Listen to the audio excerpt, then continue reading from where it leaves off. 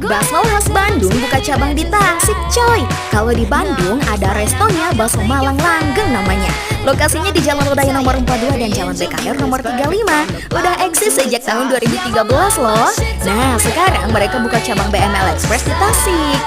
Lokasinya di Jalan SL Tobing nomor 141. Khusus jualan kemasan instant frozen ya. Ada 6 varian basmal dan cuangkinya. Ada basmal cincang, basmal mercon, basmal bakso halus, cuangki cincang, cuangki mercon, dan cuangki bakso halus. Simple banget, tinggal direbus sekitar 2 menit sampai matang. Habis itu tinggal di-mix sama bumbu-bumbunya.